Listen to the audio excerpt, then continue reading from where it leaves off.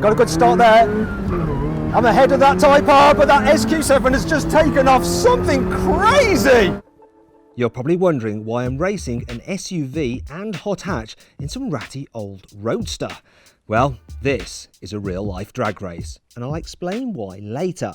First though, we need to meet the contestants. This is the new Audi SQ7, and it's been designed to combine luxury, practicality, economy, and pace. Now, to most people, this is just another big, lumbering, 7-seater, posh, diesel-powered SUV, but it's actually got the performance of a sports car. So you've got 435 horsepower, which is more than a Porsche 911 Carrera. It's actually got twice the pulling power of the Porsche at 900 Newton meters of torque. But I know what you're thinking. I said it's a diesel, so obviously it's going to sound pretty dreadful, but not so.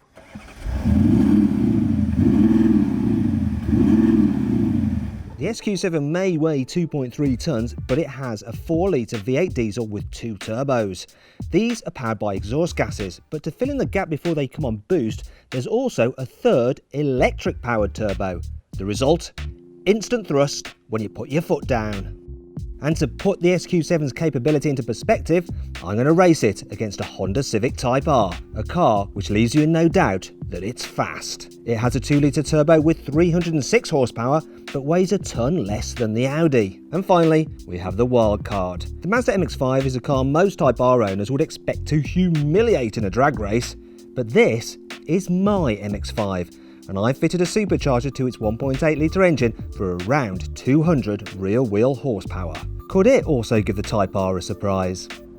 Well, this has to be the most unusual drag race I've ever done. A bunch of random cars lined up to see which is fastest. But if you think about it, this is what actually happens in real life, because how often do you get like-for-like models lined up next to one another? No. This is how it works out in the real world, isn't it? So you've got a bunch of random people with their different performance cars, each thinking their motor is hotter than the next, but we'll see.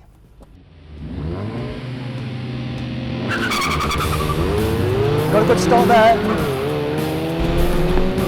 I'm ahead of that Type R, but that SQ7 has just taken off something crazy. Can I beat the Type R? It's gaining on me. Can I beat it over the standing quarter?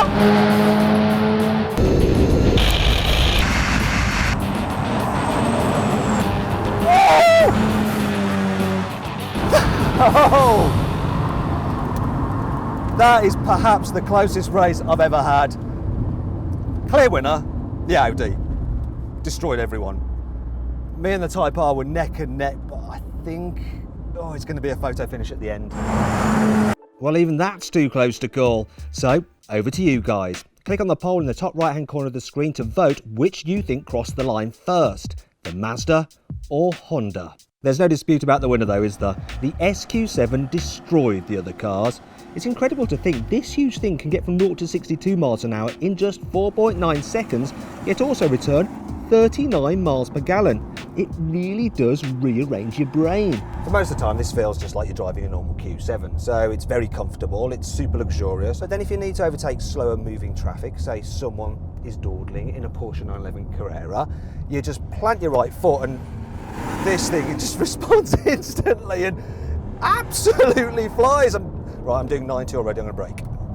Okay, yeah, I mean, it is just so super fast, this thing. I mean, you've got to beg the question, do you really need this car? It's £70,000 basic. This is 95 grand with options. Do you need this car? Probably not. Do you want it? Yes, very much. I want it very much. Because it can do this! If you enjoyed this video, please like it, share it and subscribe to our channel. And if you click over there, you can watch our review of the Honda Civic Type R and our mega Audi drag race. If you're wondering what the Easter egg was in this video, it's this black eye I've got. You see, I just fell so hard for the SQ7. Actually, I tripped and face planted.